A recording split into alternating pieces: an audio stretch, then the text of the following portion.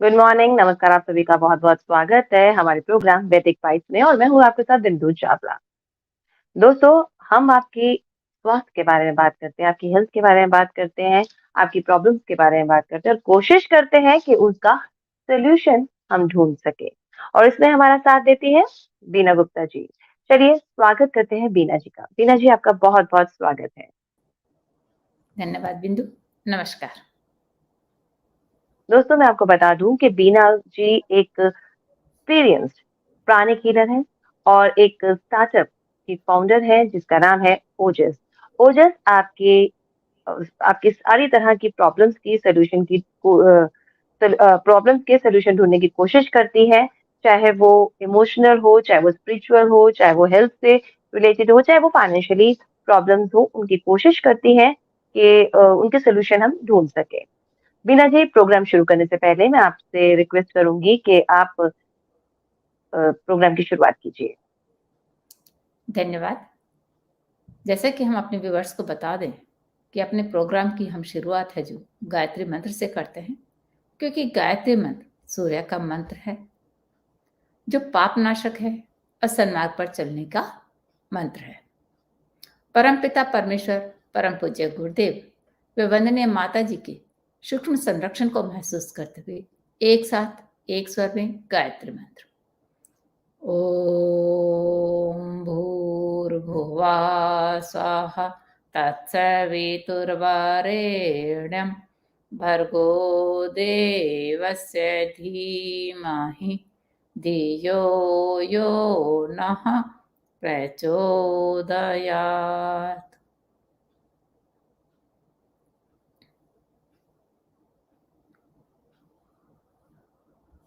बिंदु, आपकी आवाज नहीं आ रही है। सॉरी। मैं ये कह रही थी कि हम इस प्रोग्राम में कोशिश करते हैं आपकी जिज्ञासाओं की, आपकी जो मन में कई विचार उठते हैं, उनके हम जवाब दे सकें। और बीना जी, आज हम जो बात करने वाले हैं, वो है कि सबसे बड़ा योद्धा दुनिया में क्या है? और उसके बारे में आपसे बात करना चाहेंगे। लेकिन सबसे पहले तो जैसे पिछली बार भी हम बात कर रहे थे कि मृत्यु के बारे में बात कर रहे थे, तो मनुष्य मृत्यु के लिए विवश क्यों होता है? देखिए, विवश क्यों होता है? क्योंकि ये तो एक प्रकृति का नियम है, जैसे कि हमने पिछली बार बात की थी कि अगर हम सभी मनुष्य जिंदा रहने लग जाएं, तो अब सोच कर देखिए कि क्या होगा।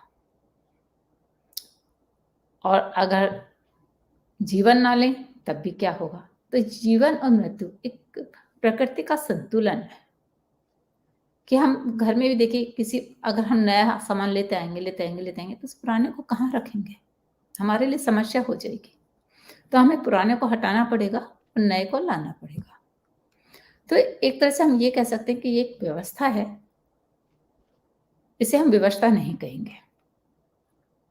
जो जर्मनी के आक्स्ट बीजामान के अनुसार हम कहें माने, तो वैसे जो व्यवस्था नहीं है, ये प्रकृति ने नियम बनाया कि जब मनुष्य में उसका जो मेरुदंड है, स्पाइन है और मस्तिष्क है, क्योंकि पहले तो नहीं था ना, जैसे आज भी अगर हम एनिमा वगैरह जो एक कोशीय जीव हैं उनमें देखेंगे, उनमें कोई मस्तिष्क नहीं है, वो अपनी दिनचर्या को करते हैं बस, लेकिन सोचने समझने का कुछ उसमें ऐसा नहीं होता है। तो जब हमारा मस्तिष्क का विकास होने से क्या हुआ कि मृत्यु को, जो मनुष्य है उसको मृत्यु के लिए विवश होना पड़ा, क्योंकि ये मेरुदंड है वो एक तरह से हमारी जो मस्तिष्क है उसकी पूंछ है।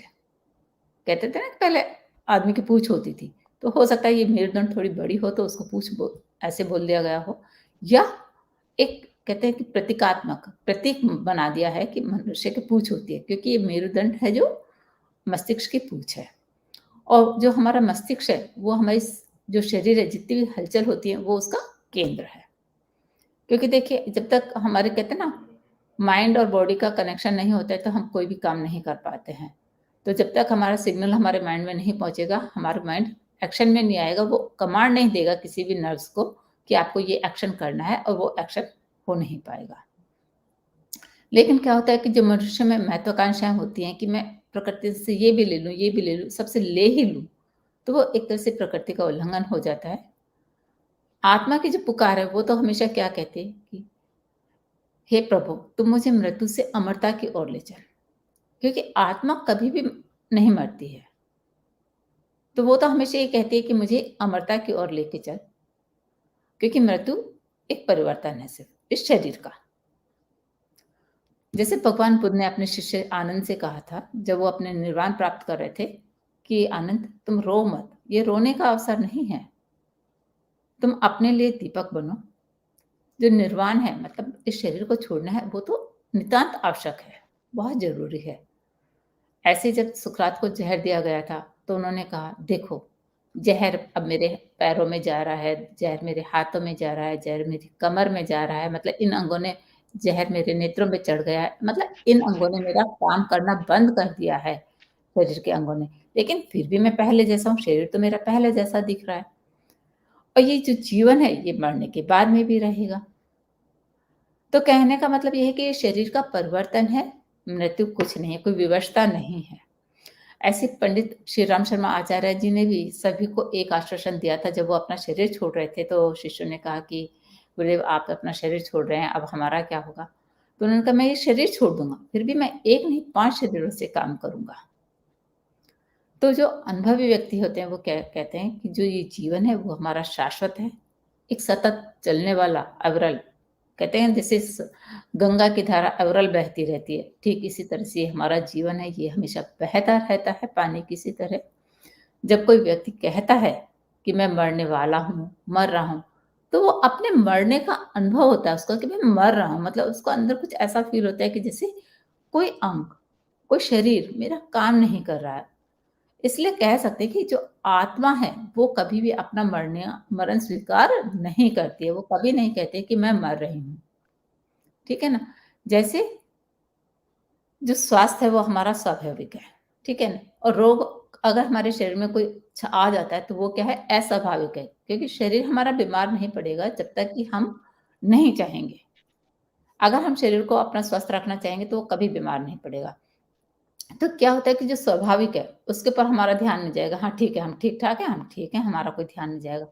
लेकिन जैसे इसमें कोई रोग आएगा, तो हमारा पूरा ध्यान हमारे शरीर पे जाएगा कि क्योंकि वो अस्वाभाविक है, वो कहीं से आया है, कहीं से।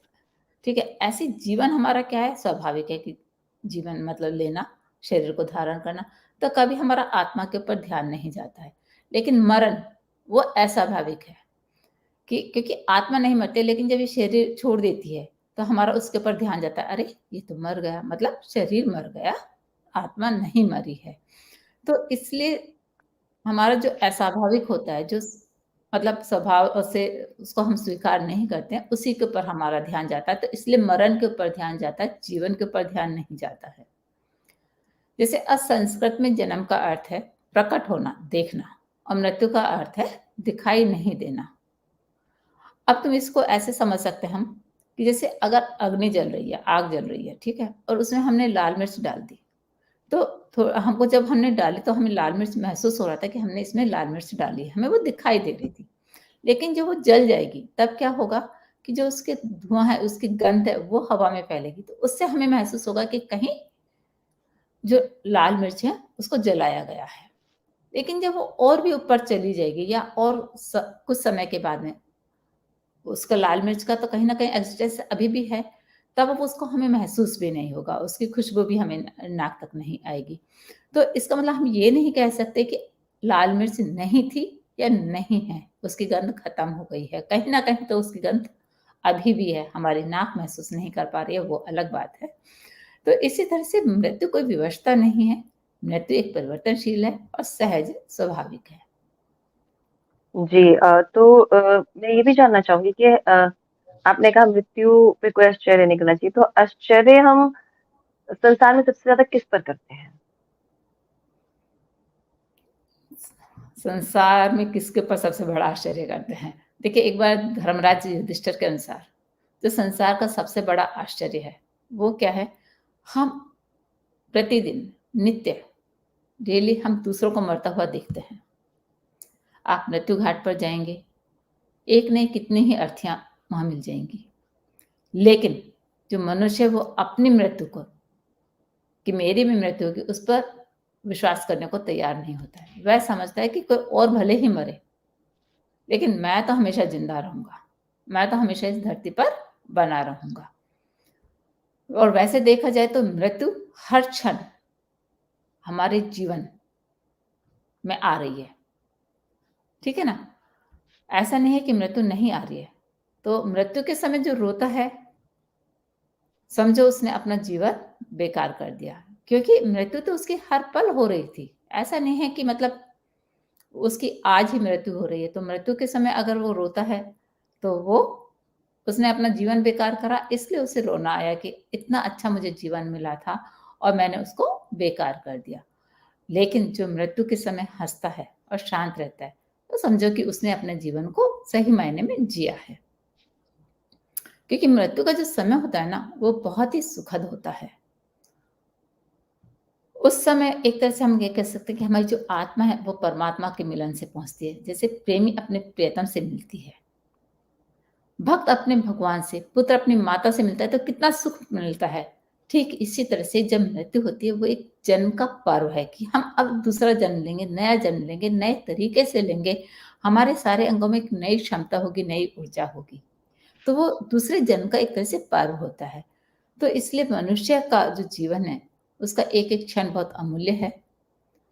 क्योंकि जो मनुष्य वो शरीर है जो, उसका ऐसा साधन है जिसमें वो अपने धर्म, अर्थ, काम, मोक्ष, यहाँ तक कि भगवान की प्राप्ति का भी उपाय कर सकता है।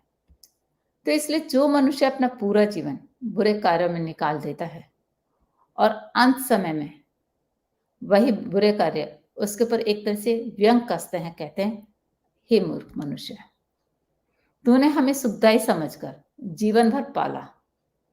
अब अपनी उस जो मूर्खता तुमने करी थी, उसका परिणाम देखो। अब तुम क्या करोगे? युग युगांतरों तक जाकर नरक की यातना को भोगोगे। तो जब वो इस बात को सुनता है मनुष्य, तो वो रोता है कि मैंने क्या मूर्खता करी है। तो ये एक मनोवैज्ञानिक तथ्य है कि जिस बात को हम अपने जीवन में अधिक स्मरण, क्या है, क्या करना है, क्या नहीं करना है, उसे हम याद नहीं रखते हैं, क्योंकि याद हमें वही आएगा जिस काम की हमने अभ्यास करा है, जिस काम को हमने पूरी ज़िंदगी किया है, हर बार अनुभव किया है, वही हमें अंत समय पर याद आएगा और उसी को मनुष्य याद नहीं रखता है, यही सबसे बड़ा आश्चर्य है। जी। तो सबसे बड़ा योद्धा कौन होता है? देखिए, अगर हम जो हमारा आपने टॉपिक उठाया था, सबसे पहले क्वेश्चन करा था कि विवशता क्या है? तो उसी हाँ, को हम कहें विवश कि अगर जो मनुष्य अपने हँसते हुए मृत्यु को गले लगा लेता है, वो सबसे बड़ा योद्धा है, क्योंकि उसने अपने जीवन को हर संघर्षों में जिया है। ऐसा नहीं कि संघर्ष किसी की ज़िंदगी में नहीं आते हैं, संघर्ष हर किसी की ज़िंदगी में आते हैं और हर पल आते हैं। इसलिए देखिए, जो इंसान अच्छे कार्य करते हुए जाता है, हँसता हुआ जाता है, किसी परोपकार में लगाते हुए अपने जीवन को जाता है, तो उसकी मृत्यु के समय भी उसके साहस की हर कोई प्रशंसा करता है कि देखो इसने क्या जीवन जिया था। कहते हैं ना? तो इसलिए, क्योंकि उस समय अगर कोई ऐसे कार्य करके जाता है, तो और किसी बात की चर्चा नहीं होती है। क्योंकि ऐसी मृत्यु बड़ी अनोखी और बड़ा अनोखा युद्ध है। क्योंकि अपने जीवन पर विजय पाना कोई सहज संभव काम नहीं है। ये तो एक तरह से वो यात्रा है जिसका आरंभ हम कह सकते हैं कि मोह, माया, कामनाएं, धन, वैभव, सबको तुम छोड़कर और जो मृत्यु की पीड़ा है, उसको तुम सहन कर रहे हो, उसके बाद में अपनी दूसरी जीवन की यात्रा का एहसास कर रहे हो। तो इसको ऐसा सुखद एहसास करना आसान काम नहीं कह सकते हैं। लेकिन जैसे अगर हमको युद्ध में जाना है और बहुत से जो हमारे सेनापति हैं, वो मेडल लेते हैं।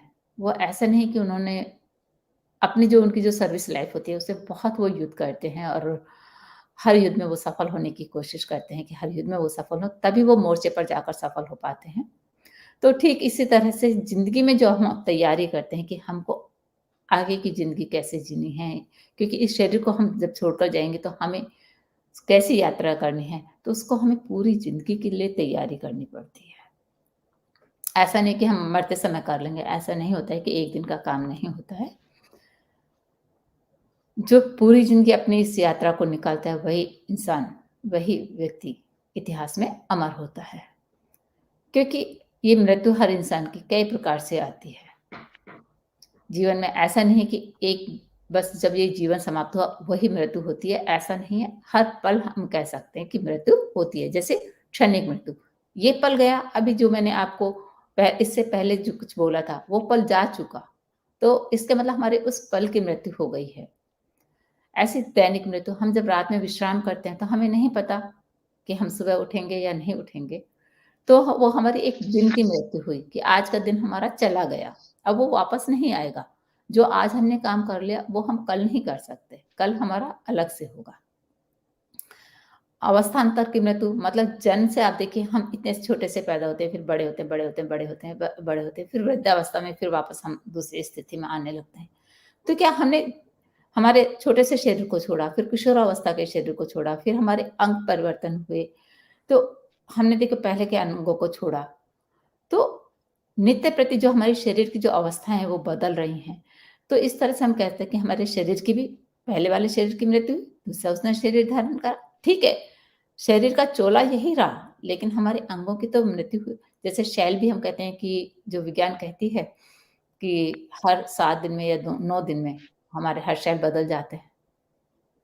तो हर शैल की मृत्यु होती है, दूसरा शैल बन रहा है। इसी तरह से हमारे पुराना हमारे जो 16 संस्कारों की अगर हम बात करें, तो उसमें क्या कह करते हैं, छोटे से बच्चे के संस्कार शुरू कर देते हैं, इवन दो जब वो गर्भ में होता है तभी से उसके संस्कार शुरू कर देते हैं, कि मतलब जो वो पिछले जन्मों के संस्कार लेकर आ रहा है, वो अब इस जन्म में नहीं रहे। तो पुराने संस्कारों को हटाना, संस्कारों की मृत्यु मतलब अज्ञानता को हटाना, वो एक तरह से हमारी अज्ञानता को हटाना भी मृत्यु ही है, कि हम नया ज्ञान प्राप्त कर रहे हैं। इसी तरह से इस शरीर को छोड़ना, इस शरीर का अंत होना, वो भी एक मृत्यु है। तो इस तरह से मृत्यु अनेक प्रकार की होती हैं, लेकिन साहसी योद्धा वही है जो अपने जीवन को सभी परिस्थितियों से अपनी अनुकूलता बनाकर अच्छे से जीता है, परोपकार के लिए जीता है, वो ही सबसे बड़ा योद्धा है। बहुत ही खूबसूरती से आपने बताया कि सबसे बड़ा योद्धा हमारी ज़िंदगी में क्या है? हम सोचते कुछ हैं और करते कुछ हैं। अगर हम अपने जो अभी निकल रहा है वक़्त, उसको अगर हम देखें, अगर हम उसको एहसास करें, उसको ढंग से जिएँ, तो हमारे आने वाला कल भी बहुत अच्छा होगा और जब हम जाएँगे यहाँ से, तो भी बहुत अच्छा होगा। इस चर्चा को तो और भी मन कर रहा है कि और बढ़ाएँ, लेकिन टाइम हमें इजाज़त नहीं दे रहा बीना जी। मैं आपसे रिक्वेस्ट करूँगी कि जो मुद्राओं की सीरीज़ हमारी चल रही है, उसमें आज हम कौन-सी मुद्रा के बारे में बात कर रहे हैं? आज हम अग्नि-शक्ति मुद्रा की बात करेंगे, और हमारे व्यूअर्स और ज़्यादा मुद्राओं के बारे में जानकारी लेना चाहें, तो हमारे पिछले एपिसोड में जाकर देख सकते हैं। क्योंकि ये मुद्राएँ बच्चे से लेके वृद्ध व्यक्ति तक करना सबके लिए बहुत आसान है, और ये हमारे इंटरनल ऑर्गन्स को कंट्रोल और रेगुलेट करने के साथ-साथ इन्फ्लुएंस करती हैं, उन्हें ठीक करती हैं, तो इसलिए इन्हें चिकित्सा मुद्रा भी कहते हैं। अग्नि-शक्ति मुद्रा ये हमारी बहुत सी बीमारियों को, जैसे चक्कर आना, सुस्ती, चिड़चिड़ाहट, सिर दर्द, कमज़ोरी में काफ़ी मदद करती है। एंगर, इरिटेशन, फ़ियर, फ़ोबिया, क्रोध बढ़ना जैसे भय, चिंता की स्थितियों में ये मदद करती है जब हम करते हैं, तो मन, क्योंकि ये मन को शांत करती है। इसके करने से हमारा मन शांत होता है, एक शकुन की प्राप्ति होती है कि जैसे हम काफ़ी कुछ रिलैक्स में आ गए हैं। इस मुद्रा को करने के लिए आप आराम से बैठें, कमर सीधी, आँखें बंद करें, अपनी साँसों पर ध्यान दें। दोनों हाथों की अपनी तर्जनी, मध्यमा, अनामिका और कनिष्का, मतलब कहने का अर्थ है कि चारों उँगलियों की मुट्ठी बना लें, और अंगूठे को, दोनों अंगूठों को आपस में मिलाएँ। जो इनका पोरा है उसको मिलाना है, जैसे कि आप इसमें पिक्चर में देख पा रहे हैं। जो हथेलियों की दिशा है वो नीचे की ओर रहे, हम इसे बदल भी सकते हैं। जैसे कि आप देखेंगे कि इसको हमें किस तरह से बनाना है, मैं आपको दिखाती हूँ कि हमें इस तरह से बनाना है। दोनों अंगूठे के पोरों को मिलाना है। हम इसे ऐसे भी कर सकते हैं, अगर हमारा बहुत हाथ थक रहा है तो हम इसे ऐसे भी कर सकते हैं, मोड़ भी सकते हैं, नहीं तो ऐसे करने में आसान रहेगा। धीमी लंबी गहरी सांस के साथ हमें प्रतिदिन इसे मतलब 5 मिनट से शुरू करें, फिर 15 से आप 30 मिनट तक कर सकते हैं पूरे दिन में, जैसे 5-5 मिनट कर लिया। सूर्योदय से पूर्व करना अगर हम करते हैं तो ये मुद्रा हमें अधिक अच्छा लाभ देती है। वैसे अगर कोई सूर्योदय से पहले नहीं कर पाया तो ऐसा नहीं कि हमें नहीं करना है, इसे हमें करना अवश्य है, क्योंकि हमें अपने मन को शांत रखना है।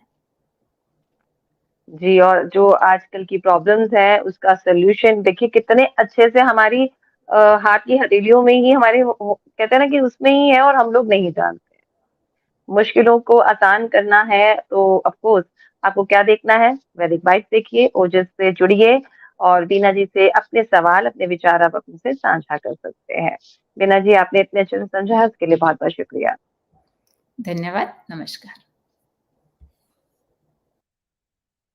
दोस्तों, अगर आपका भी कोई सवाल है तो आप बिल्कुल पूछ सकते हैं, बीना जी से सीधा जुड़ सकते हैं, अपने विचारों को भी उनके साथ बाँट सकते हैं और अगर कोई प्रॉब्लम है उसके सॉल्यूशन जान सकते हैं। बस आपको करना क्या है, आपको सीधा फ़ोन करना है, जो नीचे नंबर दिए जा रहा है उस पे आप कॉल कर सकते हैं, ईमेल आईडी दिया जा रहा है, उस पे आप बीना जी को मेल कर सकते हैं, आप उनसे बात कर सकते हैं डायरेक्टली और पूछ सकते हैं अपनी प्रॉब्लम के सॉल्यूशन। अगले हफ्ते फिर आपसे मुलाकात होगी एक नए टॉपिक के साथ, तब तक हमें दीजिए इजाज़त, bye bye and take care.